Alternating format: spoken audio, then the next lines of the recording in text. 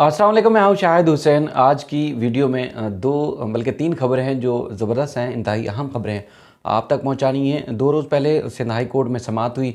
जो कुछ हमने देखा सुना वो आप तक पहुंचाएंगे ताकि आप और आपकी फैमिली जो है वो आगे मुस्तकबिल में मुश्किल हालात से दो चार ना हो, महफूज है। इसलिए मैं कोशिश करता हूँ कि आप तक मामलात पहुँचाऊँ और आप कोशिश करें कि उन तक पहुँचाएँ जो असल इसमें मुतासरीन हैं या जिनके इन्वेस्टमेंट होनी है। असल जो मुतासरीन हैं उन तक पहुँचाएँगे ताकि वो ख़ुद महफूज रहें। और यही हम सब का काम है कि हम जितना बचा सकें अपनी आवाम को, जिनकी मेहनत की जमा पूंजी होती है, ज़िंदगी भर की जमा पूंजी होती है और सिर्फ ज़िंदगी में एक ही ख्वाब होता है कि वो अपना अच्छा और मियारी घर बनाएं ताकि उनकी आने वाली नस्लें जो है वो अपने ज़ाती घर में ज़िंदगी बसर कर सकें। तो ये इंतहाई अहम वीडियो है, इसलिए देखिएगा लाजमी आखिर तक। इसमें सबसे पहले जो आपको मालूम है कि जिस तरह सीवीयू के ऊपर निशान पाकिस्तान से लेके तकरीबन 20 किलोमीटर का एक तवील रूट है निशान पाकिस्तान से सीवीयू, बल्कि आगे तक जो जाता है दो दरिया तक, इसको कंटोनमेंट हुकाम या डीएचए की जानिब से इसके ऊपर ब्यूटिफिकेशन हो रही है, यानी कि इसको कमर्शियल किया जा रहा है। उसके खिलाफ सिंध हाई कोर्ट में दरख्वास्त दायर की गई थी, उस पर अदालत ने नोटिस जारी किए हैं। अब दरख्वास्त में क्या मौक़िफ़ है, उससे लग रहा है कि जो एक सीवीयू को अच्छा बनाने का, चूँकि वैसे तो आप देखते हैं कि अगर सफाई सुथराई की मुहिम चलती है उसके बाद फिर कुछ अर्से बाद फिर वो मुहिम जब पीछे हटती है, चूँकि ये काम तो ऐसे होते हैं ना कि मुस्तकिल बुनियादों पर करते रहने चाहिए। अगर आप थोड़ा सा पीछे हटेंगे तो उसके बाद फिर वही कचरा कुंडी और बड़ा अजीब व गरीब जो है वो साहिल का मंजर हो जाता है। तो बहरहाल ये ख्वाब था कि इसको जो दुनिया भर के खूबसूरत तरीन साहिल हैं उस तरीके से इसकी ब्यूटिफिकेशन हो, लेकिन बीच में उनसर आ रहा है ये कि इसकी जो समंदर की एनवायरनमेंट है वो मुतासर होगा, ख़राब होगा, इसको कमर्शल किया जा रहा है। उसके ख़िलाफ़ जो है मुख्तलिफ़ दरख्वास्त गुज़ारों की जानिब से सिंध हाई कोर्ट में दरख्वास्त दायर की गई है। अब उनका दरख्वास्त में क्या मौक़िफ़ था वो आपके सामने रखने लगा हूँ मैं। उसमें जो उन्होंने कहा कि एक तो ये है कि दरख्वास्त का कुछ टाइटल अदालत ने उनको तब्दील करने का हुक्म दिया है कि 3 रोज़ के अंदर अंदर जो तरमीमी टाइटल है वो जमा कराया जाएगा। लेकिन उसके साथ साथ अदालत ने एडवोकेट जनरल सिंध और दीगर को नोटिस भी जारी किए हैं। अब दरख्वास्त गुज़ारों की जानिब से कहा गया है कि कंटोनमेंट क्लिफ्टन बोर्ड सीवीयू निशान पाकिस्तान चौक से विलेज रेस्टोरेंट तक इसको जो है कमर्शियल करने का जो है मनसूबाबंदी जो है की जा रही है। कंटोनमेंट का ये मनसूबा 2 मराहिल पर मुश्तमिल होगा और कंटोनमेंट बोर्ड का मनसूबा जो है तकरीबन 20 किलोमीटर पर मुहित है। और मनसूबे के तहत सीवीयू में 8 होटल्स, 15 जो है वो टक शॉप्स, 40 जो है हाकर्स और इसके अलावा स्ट्रीट स्टॉल्स जो है वो लगाने की जो है लगाए जाएंगे इस मंसूबे के तहत। क्लिफ्टन कंटोनमेंट बोर्ड और इसके अलावा डीएचए काफ़ी सालों से कोशिश कर रहा है कि निशान पाकिस्तान से विलेज रेस्टोरेंट तक किसी भी किस्म की मसनूई आराइश जो है वो की जाए और उसके बाद फिर क्लिफ्टन कंटोनमेंट बोर्ड को हुक्म दिया जाए कि सीवीयू के तमाम जो सीवीयू के अतराफ़ में जो सीवीयू पर जो कचरा जमा हुआ है इसको साफ़ करें। और सिंध इन्वायरमेंटल प्रोटेक्शन एजेंसी की जो है उन्होंने कहा कि इजाज़त के बगैर जो है मनसूबा शुरू ना किया जाए, ये कंटोनमेंट हुकाम या डीएचए को हुक्म दिया जाए, दरख्वास्त में सदा की गई है। अच्छा, इसमें दरख्वास्त में अकील बलग्रामी, आयशा समेत डिफेंस के तकरीबन 12 रिहायशों की जानिब से दरख्वास्त दायर की गई थी। अच्छा, ये जब दलाइल हुए इस दरख्वास्त पर जस्टिस हसन अज़हर रिज़वी साहब की अदालत में, तो उन्होंने कुछ बात की जस्टिस साहब ने, और ये चूँकि मामला चैलेंज किया गया है कि जो कंटोनमेंट और डीएचए करने वाले हैं उसके ख़िलाफ़, तो उन्होंने जो कंटोनमेंट और डीएचए के वकला किसी और केस में मौजूद थे, इस केस में नहीं थे चूँकि उनको नोटिस ही नहीं था। तो उन्होंने जो इशारा किया है, आप खुद समझिएगा, अगर मैं भी बोलूँगा तो बहुत ज़्यादा लोगों को बुरा लग जाता है, लेकिन हम रिपोर्ट करते हैं और करते रहेंगे इंशाल्लाह जब तक जान में जान है। अगर कोई अच्छी चीज़ है, बुरी चीज़ है, ज़ाहिर है हमारे इदारे हैं और हमारे मुल्क हैं और ये ज़िम्मेदारी ली हुई है, तो हम कोशिश करेंगे कि आखिरी सांस तक इसको पूरा करें। जस्टिस हसन अज़हर रिज़वी साहब कहते हैं कि कोई ढंग का काम जो है आप लोग क्यों नहीं करते। ये इशारा डीएचए और कंटोनमेंट हुकाम की तरफ था। उन्होंने कहा कि पूरे साहिल को जो है कमर्शलाइज़ कर देंगे तो क्या होगा, और उन्होंने कहा कि ये वहाँ के रिहायशों के लिए मुनासिब अमल नहीं होगा। पूरा शहर जो है वो साहिल समंदर पर आता है और आप लोग जो है इसको कमर्शलाइज़ कर रहे हैं। और इनसे कोई उनसे पूछे, यानी कि उनसे मुराद फिर वही वाली बात डीएचए और कंटोनमेंट हुकाम की तरफ थी कि उनसे कोई पूछे कि कोई ढंग का काम भी करते हैं या ये लोग या नहीं। और उसके बाद फिर उन्होंने कहा कि पौधे लगा देते हैं, 6 महीने के बाद वो पौधे जो है वो दोबारा उखाड़ दिए जाते हैं।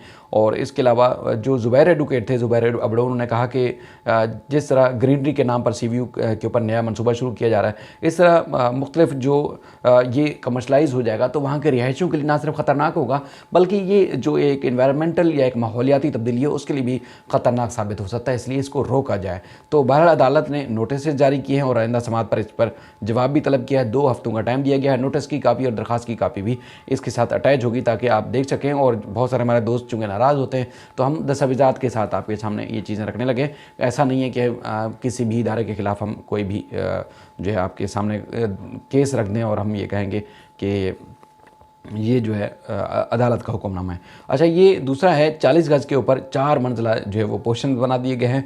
लियाकताबाद C1 एरिया का इलाका है, इनकी जानिब से भी यहाँ पर जो मुतासरीन फैमिली है उनकी जानिब से सिंध हाई कोर्ट में दरख्वास्त दायर की गई थी। अब अदालत ने जो है वो DG/SPCA को इस इमारत को जो तामीर हो रही है गैर कानूनी तौर पर, इसको फौरी तौर पर सील करने के साथ साथ कार्रवाई करने का हुक्म दिया है। और अदालत ने कहा है कि मज़कूरा प्लाट पर किसी किस्म की कोई मज़ीद जो है वो तामीरात ना की जाए और अगर जो गलत तामीरात हो चुकी हैं उसके ऊपर जो है फौरी तौर पर कार्रवाई की जाए।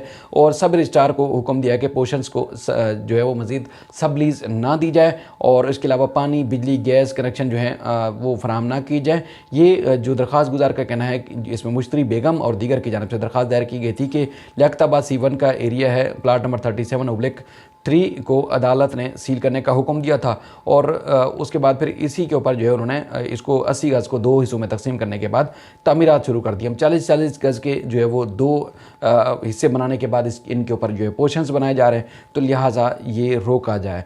अब अदालत ने जो एक तो खिलाफवर्जी की गई थी उसके ऊपर भी कार्रवाई का हुक्म दिया है। दूसरा ये भी हुक्म दिया है कि यहाँ पर ना तो बिजली के कनेक्शन फराहम होंगे, बिजली के, पानी के और गैस के कनेक्शन नहीं होंगे और सब रजिस्ट्रार जो इलाके के हैं वो सब लीज़ भी नहीं देंगे। ये छोटे छोटे प्रोजेक्ट हैं, मतलब तमाम जो लोग हैं उनके शायद मफाद में बात ना हो, लेकिन जो मुतासरा फैमिली है उनके लिए बड़ी बात होती है। तो इसलिए मैं कोशिश करता हूँ कि वक्त निकाल कर जैसे जैसे हो मैं आप तक ये सारी चीज़ें पहुंचाता रहूं।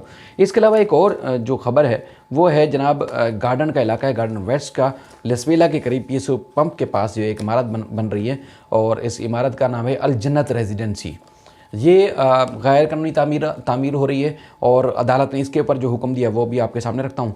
उसमें दरख्वास्त गुजार के जो वकील हैं उनकी जानिब से कहा गया था कि 6 मंजिला इमारत की इजाज़त थी इनको और कानून के मुताबिक, लेकिन उन्हें जो 6 मंजिला बनाई है वो भी गैर कानूनी तरीके से तामीरात की, यानी कि कंपलसरी ओपन स्पेस और दीगर उन्होंने नहीं छोड़े और उसकी जो कंस्ट्रक्शन की है 6 मंजिला की वो गैर कानूनी की है। और उसके साथ साथ अब तो 9 फ्लोर तक ये पहुंच गया है प्रोजेक्ट, तो इजाज़त के बगैर, यानी कि 6 की इजाज़त थी, अब 9 फ्लोर बन चुके हैं, तो लिहाजा ये गैर कानूनी है और इसको रोकने का हुक्म दिया उन्होंने। अदालत ने उनसे पूछा कि क्या जो SPC और दीगर जो हुकाम हैं उनको क्यों खतूत लिखे हैं, उनसे कोई बात हुई आपकी? तो वो उनका ये कहना है कि हम बार बार ख़त लिख चुके हैं और उसके बाद फिर वो जो है कोई कार्रवाई नहीं कर रहे। और उनके जो दरख्वास्त गुजार के वकील थे असगर अली खान और इसमें सरदार अली कुरैशी साहब की जानिब से जो है वो दरख्वास्त दायर की गई थी। इनका कहना है कि इनका जो प्लाट है, इनका जो घर है वो भी करीब है और वो मुतासिर हो रहा है इससे। अब इसका जो गार्डन वेस्ट की जो इमारत है इसका प्लाट नंबर है 223 और अल जन्नत रेजिडेंसी, अल जन्नत रॉयल रेजिडेंसी के नाम से है और PSO पंप लसवेला के पास है, गार्डन के इलाके में पड़ता है। अब अदालत ने न सिर्फ हुक्म इम्तना जारी किया है इस पर भी, और तामीरात जो हो चुकी हैं इसके ऊपर भी अदालत ने गिराने का हुक्म दिया है। अगर कोई भी इदारा, हम पहले भी बार बार आपको कहते रहते हैं कि कोई भी इदारा यानी कि SPCA या मुतलका इदारे इंक्रोचमेंट की कार्रवाई नहीं करते तो इसका मतलब ये नहीं कि वो कानूनी हो गया। अदालत की जानिब से अगर हुक्मनामा आ गया तो वो आपके लिए वबाल जान बन सकता है, यानी कि आपके लिए मुश्किल खड़ी कर सकता है।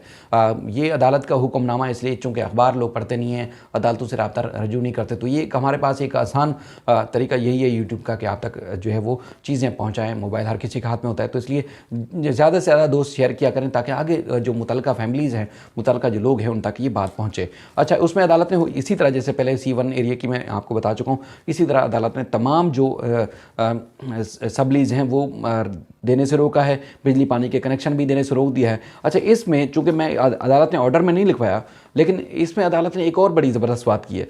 जो दरख्वास्त गुजार के वकील थे उनको कहा जस्टिस हसन नज़रवी साहब ने कि हमें आपको ये स्टे तो दे रहे हैं, यानी कि आज जो आर्डर ले रहे हैं ये आपके हक़ में है, 45 रोज़ में कार्रवाई होगी, लेकिन अगर आपने ये केस इसका मिसयूज़ किया, ऐसा ऑर्डर किया, या जो बिल्डर हैं, जो तामीरातकार हैं, उनके खिलाफ आपने ब्लैकमेलिंग के लिए इस्तेमाल किया, या ये दरख्वास्त आपने आगे चलकर ये वापस ले ली, तो आपके खिलाफ कार्रवाई होगी।